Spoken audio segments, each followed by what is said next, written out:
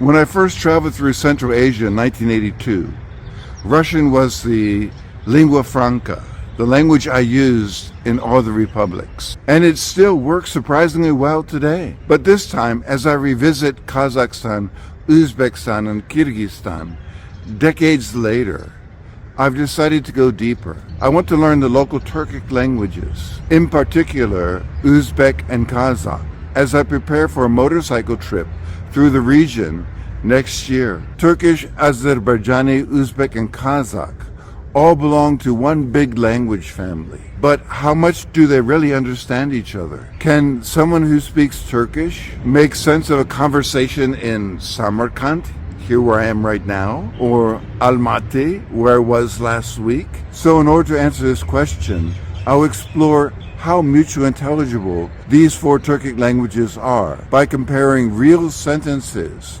across the map. First, let's have a quick overview of the Turkish language family. The Turkic languages form a vast language family spoken by over 170 million people across a huge stretch of land, from Turkey in the west to western China in the east. These languages share a common origin, but over time, they split into distinct branches. So the four languages that I will focus on in this video come from two key branches. Two of them are from the Oghuz branch, Turkish and Azerbaijani. These are the most closely related and are spoken in Turkey, Azerbaijan, and parts of Iran. They share very similar grammar and vocabulary. On the other hand, Uzbek comes from the Karluk branch, influenced by Persian and Arabic over the centuries. Kazakh is from the Kipchak branch, known for its more conservative grammar and stronger Russian influence due to Soviet history. Despite belonging to the same family, these languages have drifted apart in pronunciation, vocabulary, and even how they're written. Some use the Latin alphabet, others Cyrillic, and historically even the Arabic script. The big question is, how well can speakers of one understand the others today? So now let's take a closer look at the writing systems in use by these languages. The Latin script is used by Turkish and Azerbaijani post-1991. Uzbek officially also uses the Latin script, but Cyrillic is still used at times. And the Cyrillic script is used for Kazakh, Kyrgyz, Tatar, Bashkir, and Yakut. As for the Arabic script, it's still used for Uyghur in China. Before we compare sentences in these four languages, let's take a look at the generally accepted estimates of mutual intelligibility, shared vocabulary. While all Turkic languages share deep structural similarities, actual mutual understanding varies widely depending on the branch, the amount of exposure one has, and the speed of the speech. Here's a general guide about how speakers of one of these languages can understand speakers of the others. At the top of this scale, Turkish and Azerbaijani speakers enjoy the highest level of mutual understanding, around 80 to 90%, since both languages belong to the Oghuz branch and share similar grammar, vocabulary, and even pronunciation.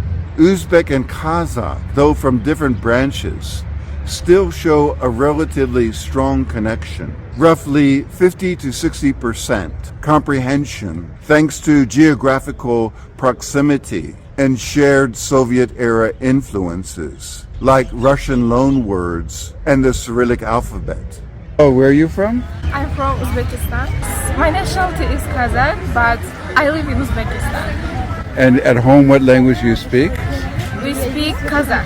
Kazakh. So how close is Kazakh and Uzbek language? These are from Turkish languages, and they are kind of similar to each other. So enough to understand? Yes. Yes. Okay. My name is Nadire. How old are you? I'm 17. Azerbaijani and Uzbek have a moderate level of overlap, estimated at 35 to 45%, possibly helped by their shared Islamic and Persianate cultural heritage. Meanwhile, Turkish speakers trying to understand Uzbek or Kazakh may find it much more difficult, with comprehension dropping to around 25 to 40%. These lower scores reflect centuries of divergence in both vocabulary and pronunciation. So while these languages all stem from a common ancestor, the degree of intelligibility can be quite surprising, sometimes familiar, sometimes foreign. So now let's compare sentences in various topics to get a better feel of how close or far apart they are. Bu benim kardeşim. Bu benim kardeşim. Bu benim kardeşimdir. Bu benim kardeşimdir. Bu mening akam. Bu mening akam. Бұл менің ағам. Бұл менің ағам. Babam doktor olarak çalışıyor, annem ise avukat. Babam doktor olarak çalışıyor, annem ise avukat. Atam həkim işləyir, anam isə vəkil işləyir. Atam həkim işləyir, anam isə vəkil işləyir. Otam shifokor bo'lib ishlaydi, onam esa advokat. Otam shifokor bo'lib ishlaydi, onam esa advokat. Әкем дәрігер болып жұмыс істейді, шешем адвокат. Әкем дәрігер болып жұмыс істейді, шешем адвокат. Çocuklar her gün okula yürüyor, yağmur yağsa bile. Çocuklar her gün okula yürüyor, yağmur yağsa bile. Uşaqlar hər gün məktəbə piyada gedir, yağış yağsa da. Uşaqlar hər gün məktəbə piyada gedir, yağış yağsa da. Bolalar har kuni maktabga piyoda boradi, yomg'ir yo'qsa ham. Bolalar har kuni maktabga piyoda boradi, yomg'ir yo'qsa ham. Bolalar kun sayin maktabga jaya boradi, jovun bo'lsa da. Bolalar kun sayin maktabga jaya boradi, jovun bo'lsa da. Arkadaşlarımızla pilav yiyoruz.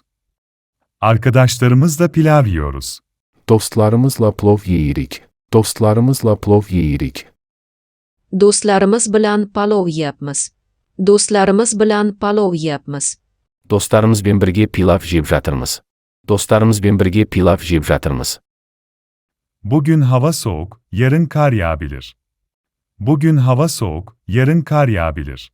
Bugün hava soyuqdur, sabah qar yağa bilər. Bugün hava soyuqdur, sabah qar yağa bilər. Bugun havo sovuq, ertaga qor yog'ishi mumkin. Bugun havo sovuq, ertaga qor yog'ishi mumkin. Бүгін ауа суық, ертеңге қар жаууы мүмкін. Бүгін ауа суық, ертеңге қар жаууы мүмкін. Başım ağrıyor ve eczaneye gitmem gerekiyor. Başım ağrıyor ve eczaneye gitmem gerekiyor. Başım ağrıyır və aptekə getməliyəm. Başım ağrıyır və aptekə getməliyəm. Bosim og'riyapti va dorixonaga borishim kerak. Bosim og'riyapti va dorixonaga borishim kerak. Bosim og'ribdir, darxonaga boruim kerak. Bosim og'ribdir, darxonaga boruim kerak. Bu ne kadar? İndirim yapabilir misiniz?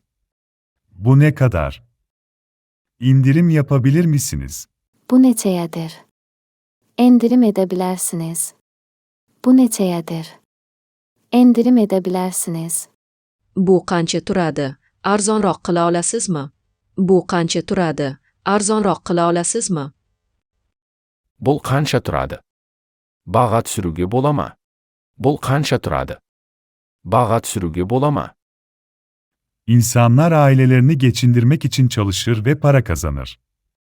İnsanlar ailelerini geçindirmek için çalışır ve para kazanır. İnsanlar ailələrini dolandırmaq üçün işləyir və pul qazanır. İnsanlar ailələrini dolandırmaq üçün işləyir və pul qazanır. Odamlar oilasini boqish uchun ishlaydi va pul topadi. Odamlar oilasini boqish uchun ishlaydi va pul topadi. Адамдар отбасын бағу үшін еңбек етеді және ақша табады. Адамдар отбасын бағу үшін еңбек етеді және ақша табады.